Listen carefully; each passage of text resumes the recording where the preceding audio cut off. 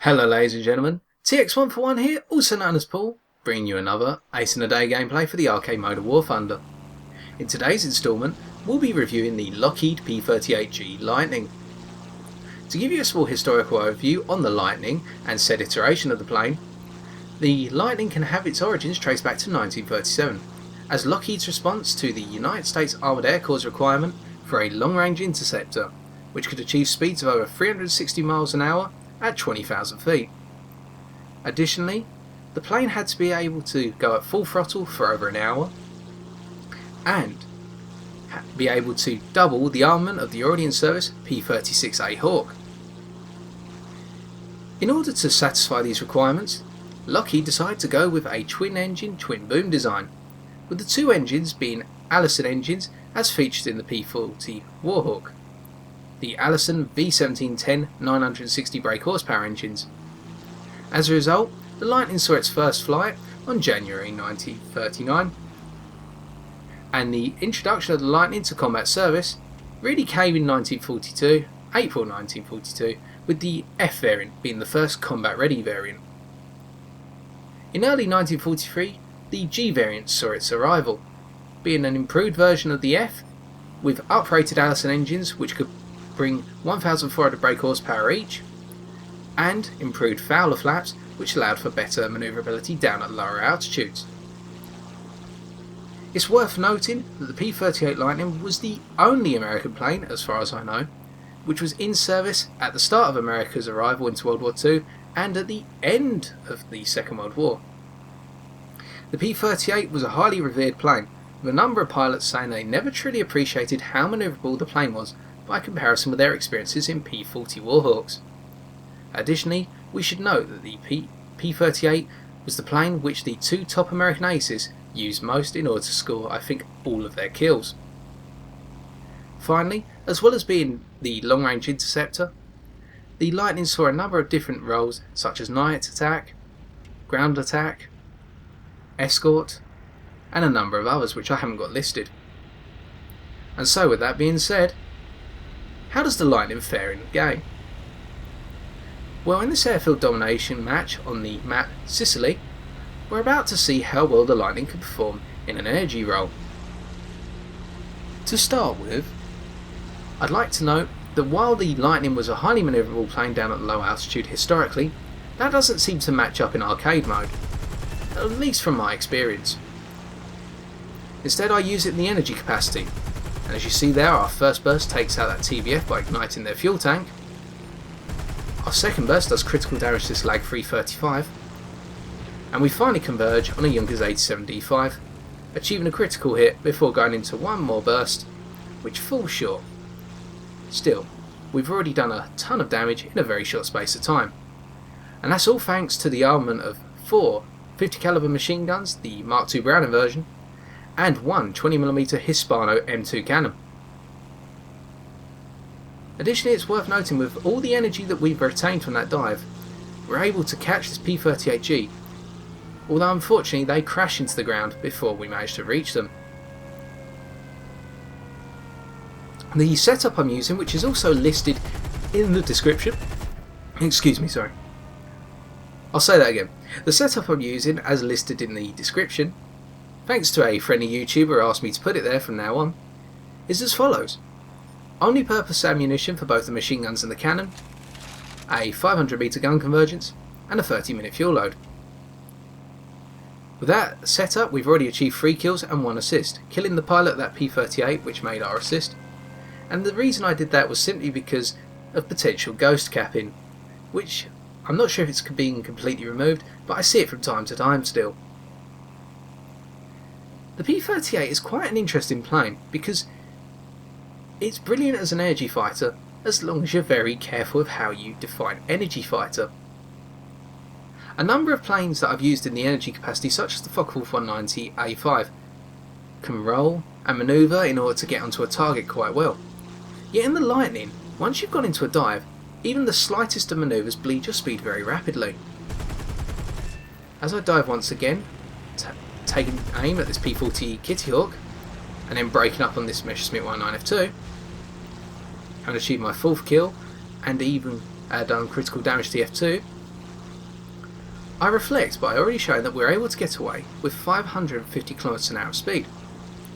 Yet our brief set of manoeuvres did drop our speed quite rapidly from about 650 to this number.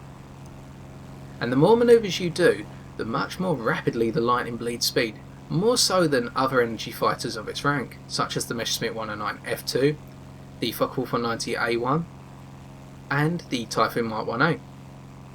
And so you have to be very careful when you decide to make adjustments to your angle of attack. Moreover, as we can see on the screen, we've already taken some damage to our left wing. And this is my other point about how risky it is to make small manoeuvres or even get hit during energy runs.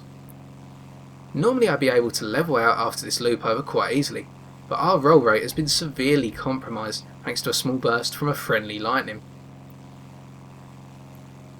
As a result, taking damage in the P-38 pretty much spells your doom very quickly, and that is why I always try to stick to the energy fighter type of play. Having achieved our ace with that Messerschmitt 109 F2 crashing into the ground, it's already prominent that the armament makes up for the lack of manoeuvrability, and therefore does suit the energy style of play quite well. Especially seeing as your climb rate is quite good. It's not the top of the tier, but it can be quite competitive versus other energy fighters such as the Typhoon Mark 1A and the Messerschmitt 109F early variants. Ergo, when you're in a ground strike game, the P-38 can actually chase the bombers quite nicely and also assert its dominance at higher altitudes very quickly. For myself, if I'm playing airfield domination, I stick to an energy roll, usually flying up to about 2,500 to 3,500 meters and then diving down on opponents, as I would normally do in any energy fighter. Meanwhile, in the ground strike game, if there is quite a bomber composition on the enemy team, I will make sure I find my way up to 5,000 meters as quickly as possible and try to take them down. Because the armament you've been given, especially all concentrated in that small nose cone, really is effective against bombers, even Mitchells and heavily armoured Wellingtons. As I loop round to make another energy pass, we can see that time and time again I'm trying to keep as linear a path as possible, and that when I do make small adjustments, the speeds compromise quite rapidly. We could have quite easily built over 750 km/h by now, before I level out. Engaging on this Hurricane Mark 2B, we cleanly take their right wing off and set them on fire to achieve kill number 6. And it's at this point that we move on to the final role which I think the Lightning is most suited for in game. The hot pursuit role. As you can see, a PB-1 and a Gladiator are both converging on our airfield, i.e. Airfield A. Being 6 km away, in a plane such as the Lag-3 or a Spitfire Mark 1, we would not be able to catch them, and in a 109 F1, we'd probably just reach them as they're trying to capture the airfield. But look at our speed. We're at 550 km/h and still building speed nicely, even though we are in a small dive. And that means we're able to intercept this Gladiator in particular before they're able to put their landing gear down on the ground. And neither did we have to abuse WEP in order to do so. And it's allowed us to secure our 7th kill. And as I come around for a pass on that PBY, my teammate in the KI-45 Co finishes them off. And so I level out with my compromised roll rate, noticing a Wellington off in the distance.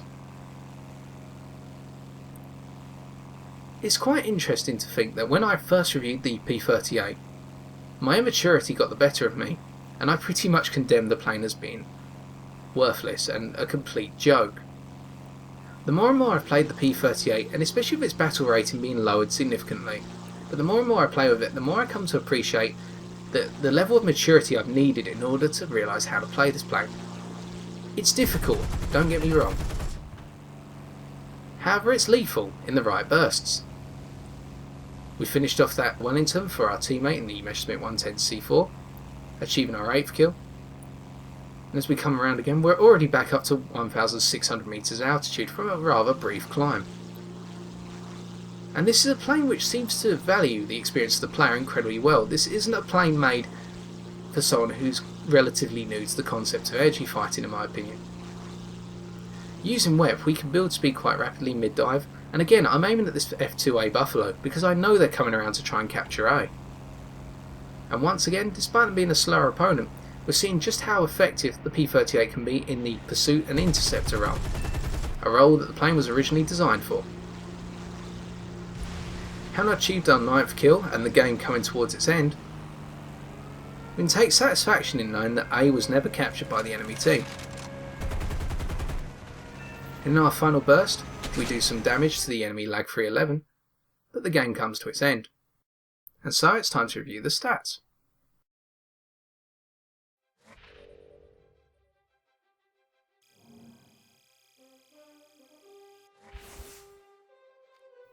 So on reflection, 9 kills and 1 assist earned us just over 20,500 silver lions. Additionally, we got 1,330 research points, with just over 500 of those going towards our research on the Bearcat 1B. It was quite a good game in all honesty, and so in conclusion we can say that the P-38G Lightning is not a plane for the inexperienced, but a plane which will reward those who have learned to be mature in their approach to energy fighting. While not as manoeuvrable as perhaps its historical version would suggest, the Lightning is quite effective as long as it's played in a more linear role, which capitalises on the rather effective armament and both the climb and level flight speed capacities of the plane. We reflect by noting that we were top of our team, not by a huge margin, but by just enough because we stuck to the role which seems to suit this plane best: energy, pursuit, interception. And ergo that's how I make the most of the P-38G Lightning, the rather wonderful yet difficult fork-tailed devil. So I've been TX141, and if you've enjoyed this video, why not leave a like, comment or subscribe for future War Thunder videos on my channel. Until next time, ladies and gentlemen, take care and good luck in the skies.